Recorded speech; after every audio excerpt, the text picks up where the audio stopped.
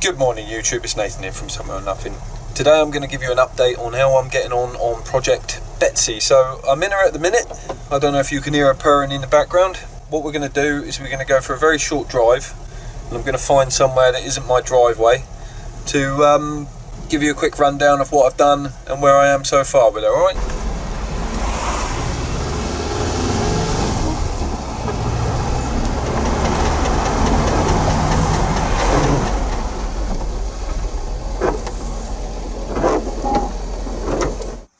Here we are, just come to a quiet area on a local industrial estate.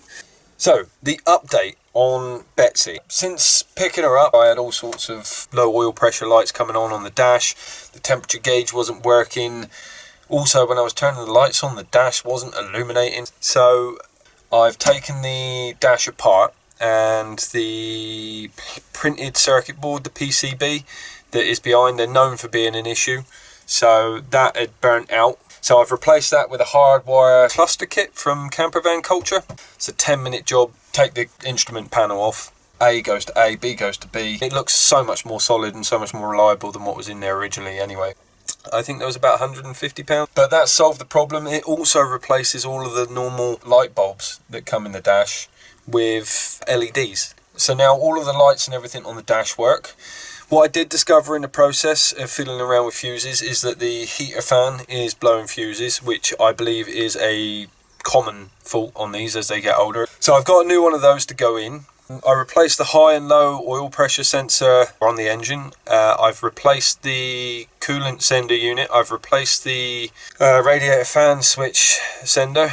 So all of the sensors that are relevant to stopping it overheating have been replaced.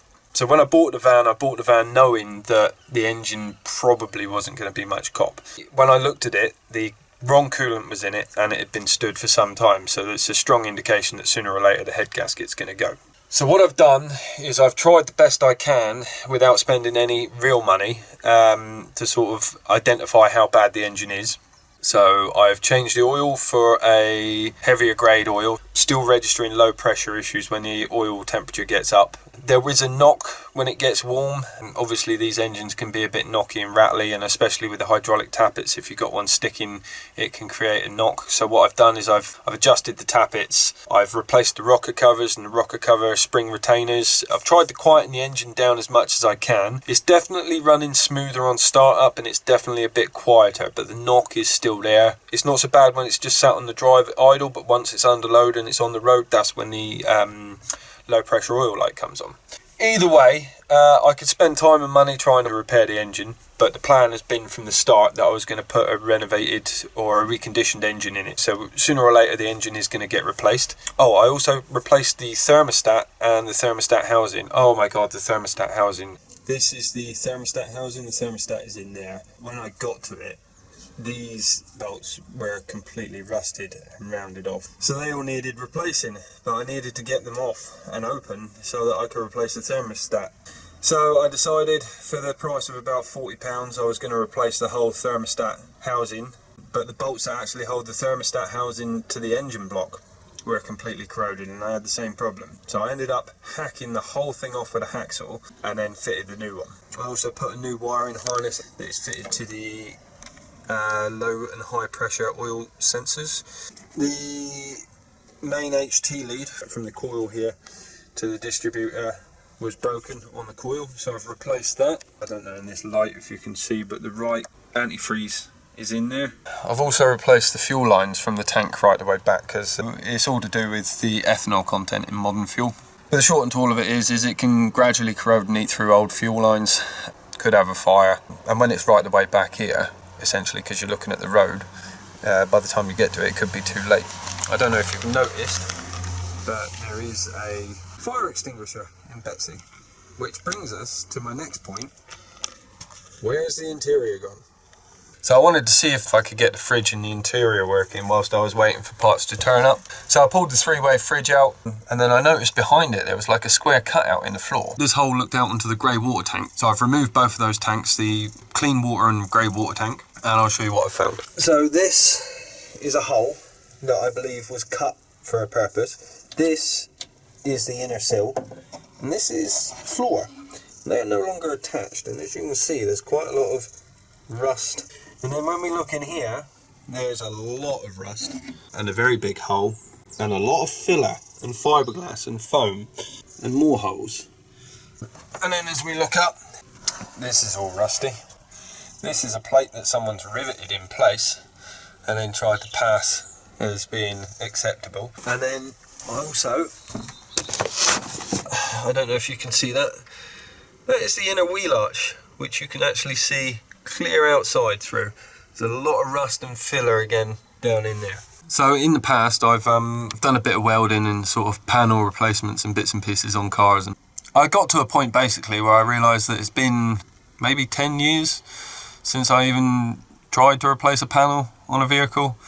I don't have the facilities, I'd have to impose upon someone else. So last weekend I had a guy come round called Neil. Hopefully as the project continues we'll go and visit Neil whilst he's doing bits and pieces, but he's a bodywork expert and he's actually agreed to do the work for me.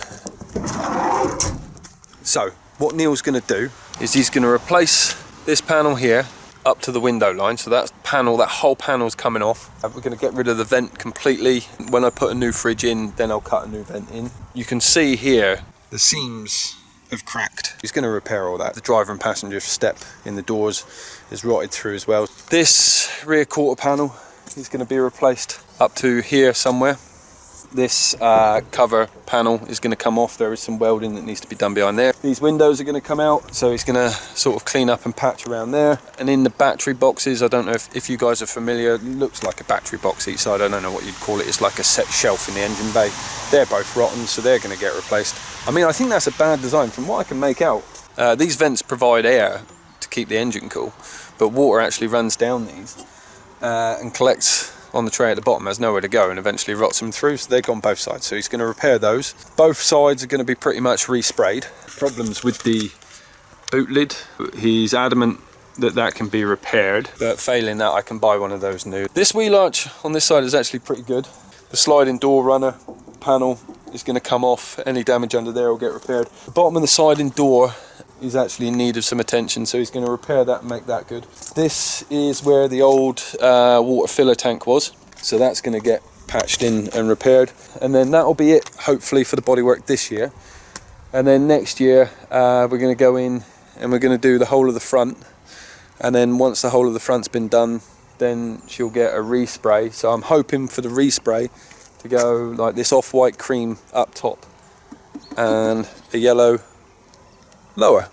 So this is, you know, it's become a long-term project. It was never a case of, you know, I've bought a perfect van, let's get in it and let's get out. There were always going to be issues along the road. Yes, some of them are escalated and they're probably worse than what I'd initially sort of considered, but that's always the way when you sort of get an old van. So I think the history of Betsy, as far as I'm aware, in order for someone to actually get a move in, to get her MOT and get it sold, I think they bust through one of the rear windows, which has got a perspex insert in at the minute. I do have a piece of glass, but I think it's the wrong piece of glass. The glass that I've got is way more curved and a completely different shape to the hole. And also, they didn't have the keys, so someone's changed the ignition. I've got one ignition key for a new ignition barrel. The key didn't operate any of the locks. So what I've done is I've replaced every single lock and latch on the van, so she's all secure. With regards to the cabinets, basically they were rotten, so I was going to take them out, tighten them up and fit them back in, but every time I tried to take a part off it was just falling apart in my hands. So yeah, that all got scrapped for junk. So I will at some point be doing a video where I build a whole new interior. I'm going to stick with the same bed setup that was there, because I've got all the cushions and that for the beds, and I've got the folding sort of seat layout mechanism. I'm going to get a new fridge and also one of these Chinese diesel heaters, I think. And also I won't be putting the tanks back up under the van. It's fine, but it's just more holes in the actual van that need to be there that I think are unnecessary. So I think for the time being I'll put 2 smaller tanks inside the van. I know that's going to eat into storage space, but for the time being I don't think I'm going to be going on such big trips. So yeah, so that sort of pretty much brings us to where we are. Yeah, I hope you guys have enjoyed the sort of update video on Betsy. I'm sorry it's not with me doing bits and pieces. Do comment below. I will try and answer or respond to as many as I can with answers if I've got them. But yeah, so Ta-da! Betsy!